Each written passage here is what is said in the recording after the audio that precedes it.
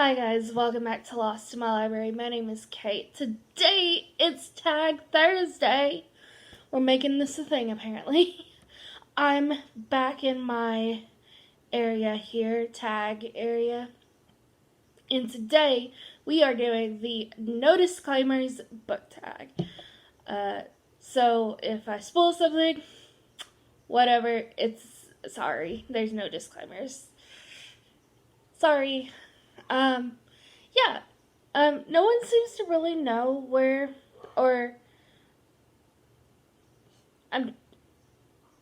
it seems like, the original tag, oh, no, okay, somebody, like, the person I saw do this recently, said that the original tag was taken down, but it seems like, I'm going off Murphy, who I will leave in the description because Murphy's a cool person. Linked a blog post with it, so maybe this is the original book tag. So this is by Ren Strange. Obviously, I will leave the link to their blog post here. I will link Murphy and the person who I saw recently do this book tag, which was Alex Neves. So I will leave Alex's channel in the description as well. So, here we go. First question. Which trope in books annoys you the most? I think the thing that annoys me the most is insta-love. I'm not a fan of insta-love.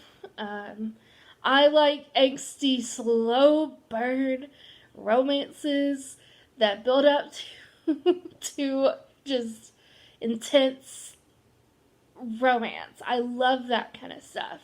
Need it, want it. And then once they get together, I eat all the fluffy. I just love all the fluffy stuff. But I love the angst getting up to them getting together. I love the angsty just stuff. I love angsty slow burns. And I can't stand insta love. Now, if they have been friends for a long time and then they start falling in love, that makes more sense. But if they met 2 seconds ago and now she's in love, no. I like the angst. Give it to me. Give it to me. Insta love. Not. And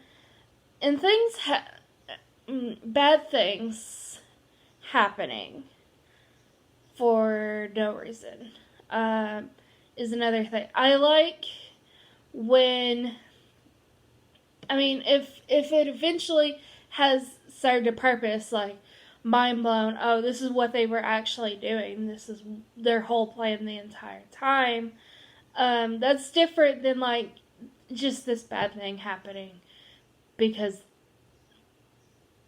it's a bad thing happening. I like meaning behind the bad stuff. Why the villain? I like reasoning. That's also something that I am not a fan of. Alright, number 2. Which writers do you feel is overrated / overhyped? Does it count if, I haven't read their books? Because, Stephanie Meyer. I don't like Stephanie Meyer. E.L. James. Don't like E.L. James because E.L. James. Even though I haven't read E.L. James, her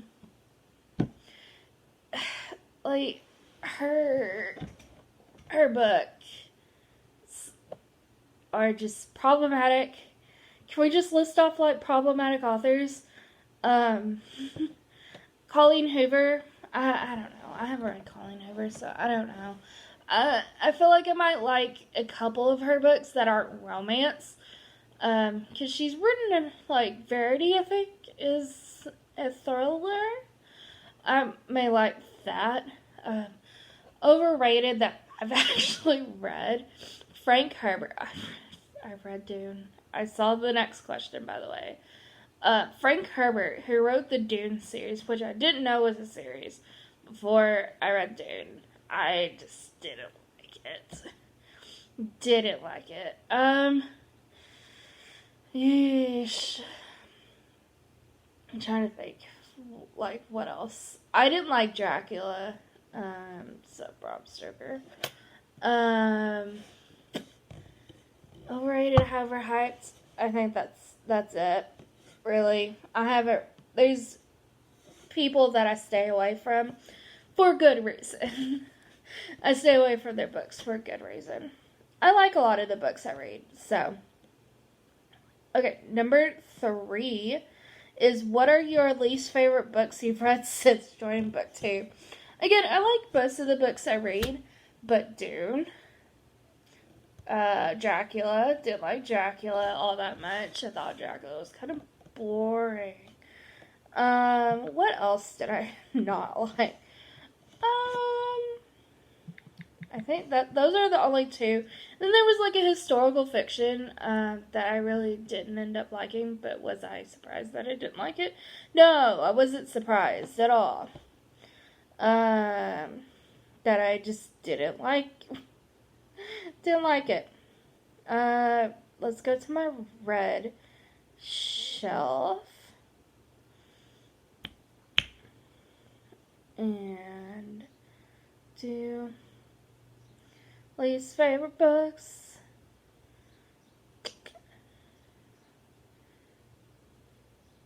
Man, I'm just looking at all the books I've read, and I'm just like, oh wow. Oh yeah, didn't like that. There was Dune. Dune just showed up. The Trap was, don't remember reading that, actually. That might have been an accident. Oh, The Lovely Bones, didn't like that. Thought that was incredibly boring, because it is. Didn't like that. I didn't particularly like The Picture of Dorian Gray. I know a lot of people really enjoyed it, and it's like one of their favorite classics. Didn't particularly love it. Oh, Radio Silence, I love that. Such a good book. You need to read it if you haven't read.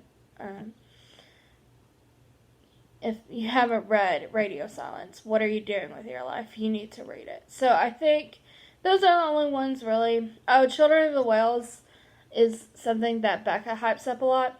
Didn't like it. Didn't like it at all. So I think that's going to be it. So, yeah, those are my least favorites since joining Booktube. What is a terrible ending that ruined an otherwise quality book? Ooh. Yeesh, I'm trying to think. Like, recently, like, the Terry McMillan books that I've read have been, they all end with a nice, tight neat little bow. They've all ended just nice when we've been reading about this story. Everything just seems to end up too nice when life is messy, you know? I don't know. But that's more of a slice of life book anyways. I feel like I would have given the books maybe a little bit higher if they didn't end so nice and neat. Although I did appreciate those books for what they were. Let's see. What else?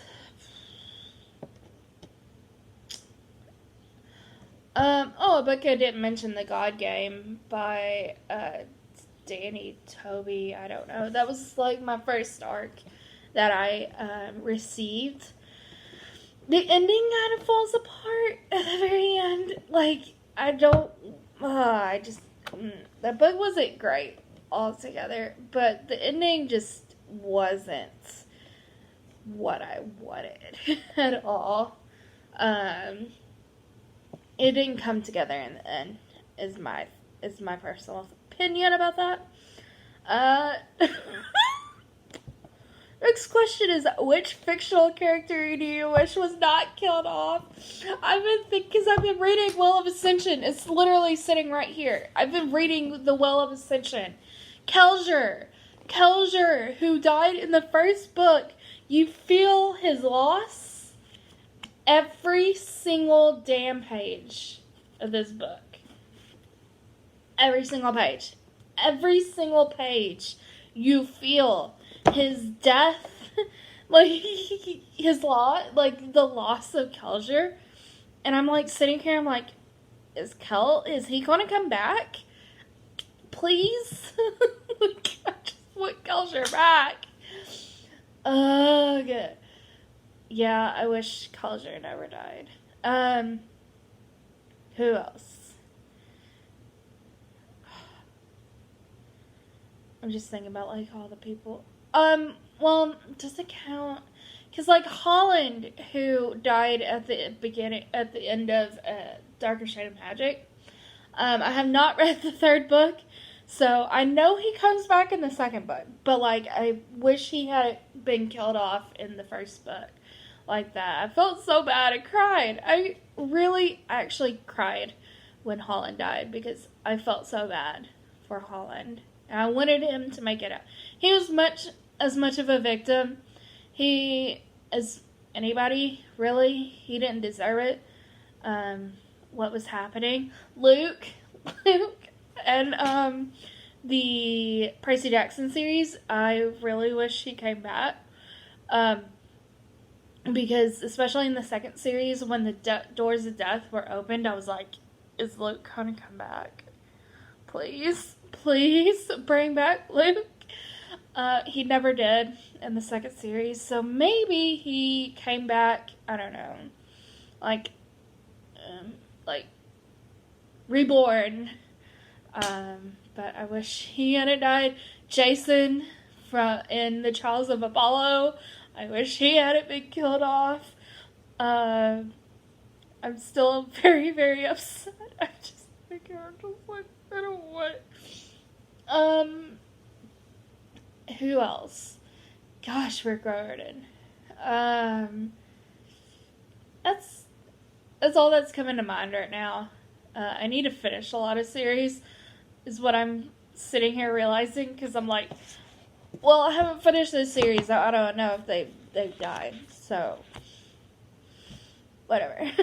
What are some of your bookish pet peeves?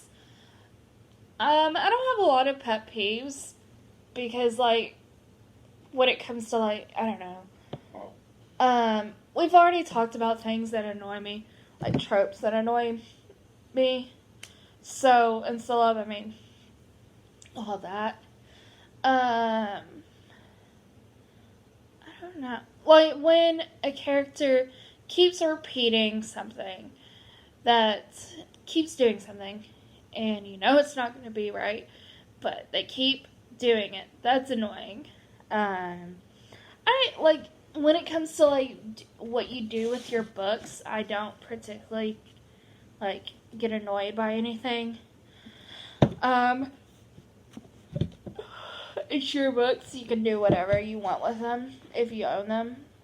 If you mess up somebody else's book on purpose, that annoys me. It's not your book, so why are you messing up their book? Like, people do get annoyed by this.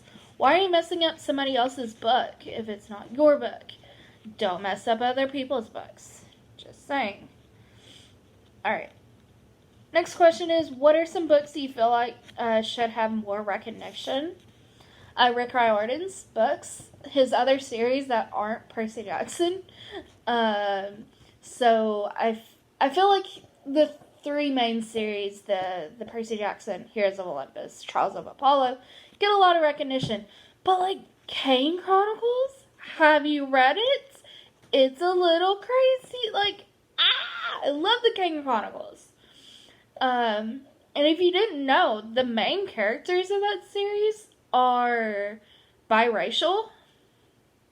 And they're quite possibly might be a polygamous relationship at the end of the series. I'm still confused by it, and I just need Rick Riordan to, like, sit down with me and tell me how that relationship worked. Or just, like, give me another Kane Chronicles series. I mean, please just give me another Kane Chronicles series. That's all I'm asking. Another series that I think doesn't get enough recognition is the graphic novel series that I'm blanking. Oh, shoot. It's the Teen Titans series. That Teen Titans Raven. Like, the young adult. Yeah, this one. Kami Garcia, is doing. So, Teen Titans Raven, Teen Titans Beast Boy, and coming up, Teen Titans Beast Boy Loves Raven. I think need more recognition because they're just amazing. You should read them. They're a lot of fun, and I just need more. I need the third book like now. They need more recognition. Moriarty by Anthony Harrowitz is another one I really enjoyed. The ending, oh my goodness, just blew my mind. It was great. And then, obviously, Toni Morrison. Like, people don't talk about Toni Morrison on Booktube. They should, because she's amazing. Rest in peace, Toni Morrison. But, like, her books are so good, and they're just modern classics. And I think the reason why people don't read them as much, mainly, one, they're historical fiction. Two, they're confusing. And they can be very, very, very confusing. But I think they're very necessary, and we should read Toni Morrison more. Okay, last question. What are your thoughts on censorship and banning books? I think that we have to look at what the content is, what the person's saying in the book hurtful, harmful in any kind of way to its intended audience. And does the book, if it's looking at different things and showing the two sides of an argument, maybe showing pros and cons, I think that should be okay and allowed. Problematic things shouldn't get a book banned or censored. But I'm a very big fan of putting content warnings at the beginning of a book. Just so, like, if you need those content warnings, you know exactly where to go. Like, oh, this book has X, Y, and Z. And if you need that, obviously, it's good. And if you don't need it, you can just skip over it. Like, it's just at the beginning of the book. And if you don't want to see it, you don't need to. Or maybe at the back of the book, so people don't accidentally, just somewhere, I feel like there should be some content warnings for people who need it, or just, I don't know, because that can give away some things. But, yeah, content warnings, definitely. Censorship, again, it's just, what is this harmful for the intended audience? Is this problematic for the intended audience? Is this supposed to be fiction? Is this supposed to be nonfiction? I think also should play a part in it. Is the person who, so let's say like Jay Kristoff, who has written Asian-inspired fantasy and whatnot, is Jay Kristoff portraying the culture in a way, in yes or no? But I feel like the people who are being spoken about should have a lot of say in whether or not something should be banned or censored. Definitely content warnings should be a thing, but they're not. But yeah, that has been the No Disclaimers book tag. I hope you enjoyed. This has been a long book tag because I just went off. But thank you guys for watching. I hope to see you in my next video. Bye guys.